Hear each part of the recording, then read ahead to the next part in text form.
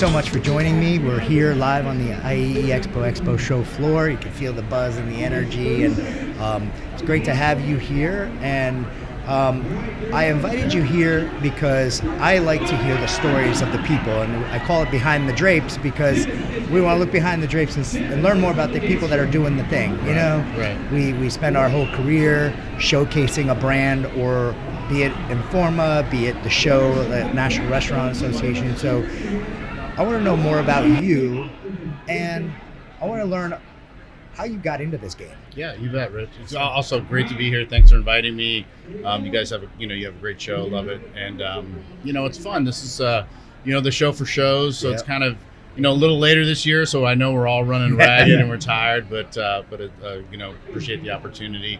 Yeah, I went to college, got a marketing degree. Was going to work for some big ad agency. I had started as a computer science major. And when I got out of college, I was living in Boston, and I got a call from a media company. They were looking for somebody in marketing who had computer experience. Oh, wow. And it was the Larkin Group. Okay. And so in the, dating myself, I've been in the business a long time, but in the late 80s, really ran a telemarketing department of ladies. It would, on green, the Oki data printers, and they would register people for the fashion boutique shows. Back then you would just mail out a brochure. You would add the perforated tear off verification. So I was working reg. We had bulletin typewriters. I mean, it was crazy, but fashion industry was crazy. And one day I was dealing with some irate customers, and the show manager, Sam Starr, said, next show I want you to come and floor manage and do operations. So you had a niche for literally handling. That's kind of how my career started. And so worked for the Larkin Group a couple of years. Was that all primarily fashion? It was all in the fashion industry. Okay. Yeah. And so then left Boston. I was living in Boston. I worked at Javits. So talk about trial by fire. You get doing shows in New York City in the 80s. Yeah. The building was 5 years old, but it looked like it was 100 years old.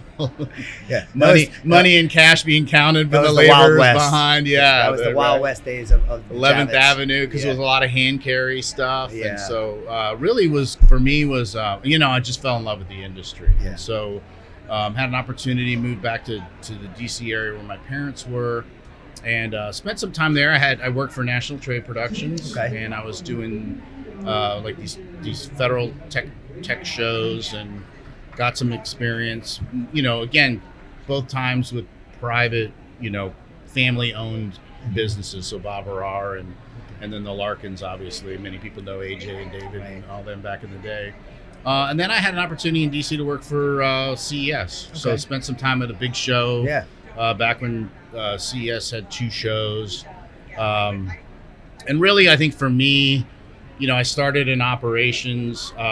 I felt like I'd done marketing, I had done operations, and it's revenue and sales, and so I needed an opportunity to do that, and I went and sold exhibit space for the Produce Marketing Association. And then I realized why we love our salespeople. Yeah. Because to get on the phone every day and to sell is it's a hard task. It is. So I always tell my staff 2 funny things. I started in registration, which when you think, I think those folks are like the untold heroes of our shows, because that's the first impression. When you come into a show and your attendees, they're the first people you see. So that experience, and then having obviously worked in operations and then sales, I had a sales team that would always say, we keep the lights on. And like, but you can't keep the lights on if the people aren't plugging in the lights. The ops. So, and then ended up at Advanced Star. Spent some time there. We had it kind of brought me back to the Javits days, because we had the beauty show and the art shows. Spent some time there, and then ended up at where did I end up? At Hanley Wood with Mike Wood and that crew, and was running World of Concrete and Waste Expo, and so that for me was really the kind of an evolution. Had worked for some associations, had worked for some family businesses, and then to be, go work for a company that's private equity owned. And more recently left. I left. Well, I left actually before we got acquired by Informa. Yeah. Spent 6 years, and then I left to go work for. That was when I went to work for Mike Wood. I guess I got my timeline messed up there, but. And now I'm back at Informa. Yeah. So have a great show, the restaurant show. Yeah. I've had some really terrific events that I've worked on, small and large, but definitely, but certainly World of Concrete and the restaurant show. A diverse across many industries experience. Yeah. Going fashion, concrete. Yeah. Beauty. Yeah. So many different some technologies. sexy shows, some not so sexy shows. Technology and so. It's such a mixed bag, but what that does is it brings such a wealth of experience and knowledge to then take from one show to the next, and being what works here doesn't always work over here. But what's nice is that you were here, and here, so you actually got to experience a lot of that. I think the thing that's really neat about our industry is that I ran the world. I oversaw the World of Concrete for 18 years, and it was just you get to know those people. Yeah.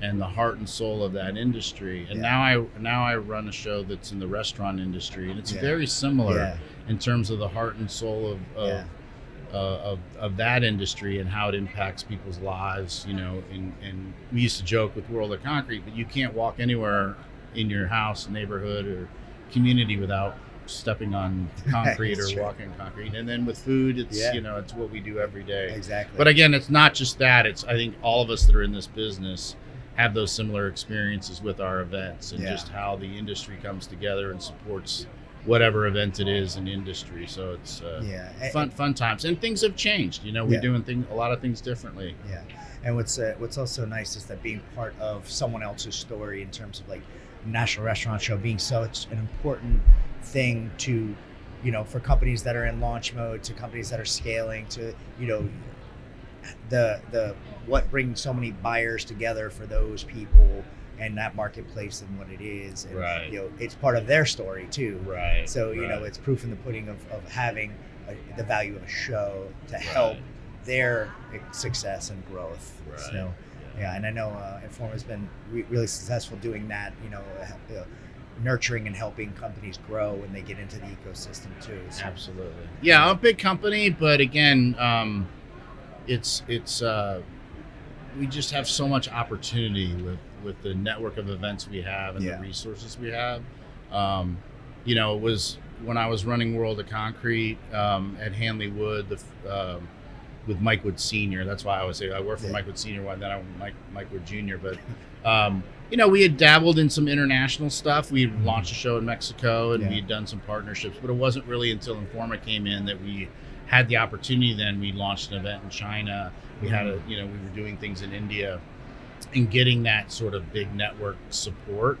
And so it's exciting now for us because with the restaurant show, we'll see what happens. We've got some food and hospitality events around the globe, and we're already we launched a FS Tech Asia event, and we've got a couple other things. Our FH folks just did a partnership, FH Latam in Miami, that you guys do, and so we'll see it. It's exciting. Certainly the core show in Chicago is a huge success, and we love it. But if you can take your brand somewhere else, and not everything's translatable, but the opportunity's there to get exposure. I was actually just about to ask you, what was outside of the U.S. and the Chicago show? What was your favorite launch outside of the borders here? I would have to say when we launched in India. It was quite an interesting. We'd always wanted to do something there.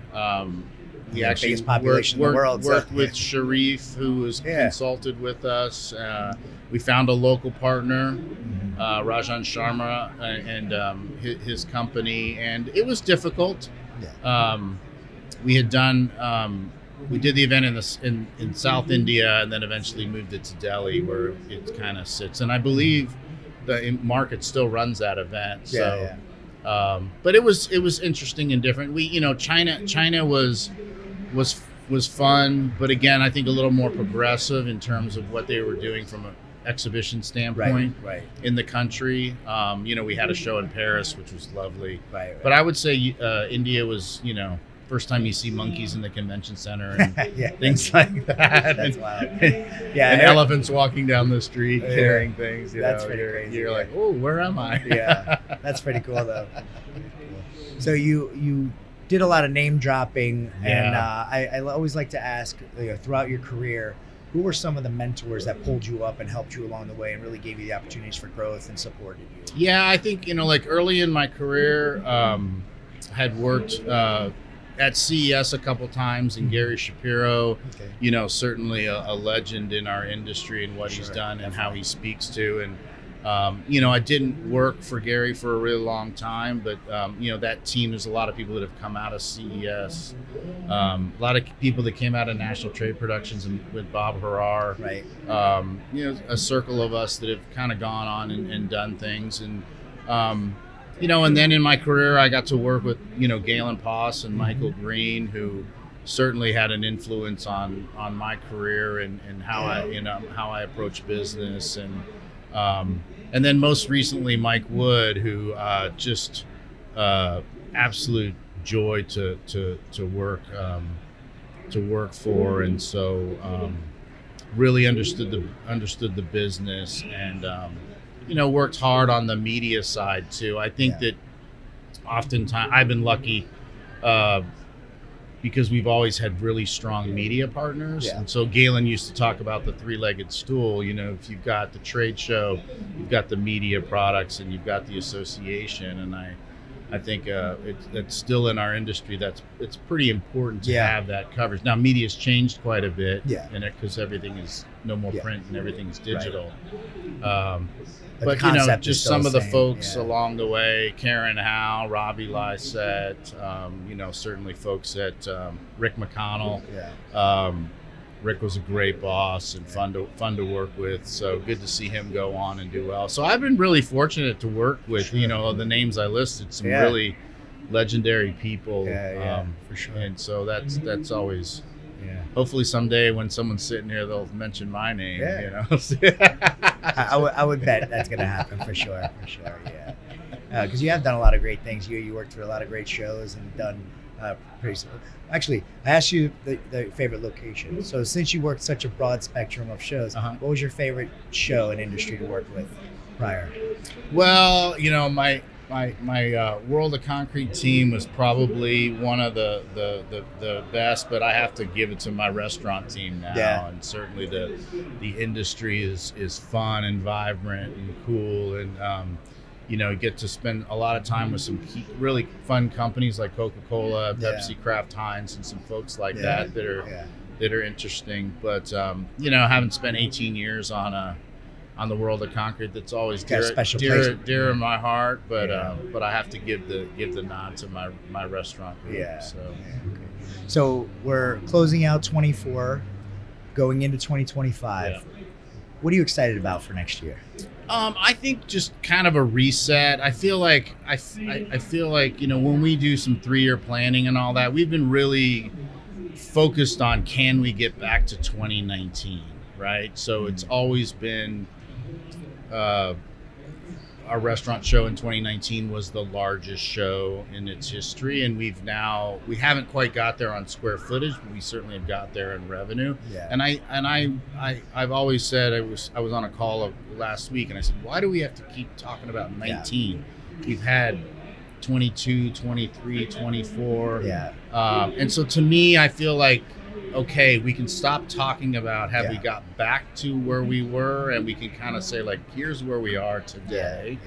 This is what we've done. What do we need to do, not so much to get back to a number, but just to keep improving and being successful. What are we implementing? What are we doing in sustainability? What are we doing in terms of programming and content? And how are we providing value to our exhibitors? And we talked so much about, I was just over at one of the AI photo booths getting a Christmas card and superheroes. So like, how can we implement not only AI just in what we're doing in terms of how to help us with processing data or writing programming and marketing materials, but how can we implement some of this cool technology on our events to make them fun and different? And so I think that's what I look forward to.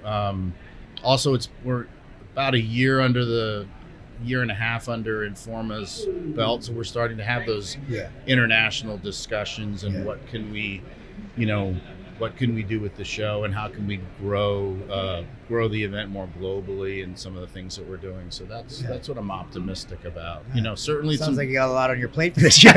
That's all. That's all, not much, right? So, that's great. Well, thank you so much for being here. I really appreciate this conversation. I appreciate your friendship over the years. Thank you for everything.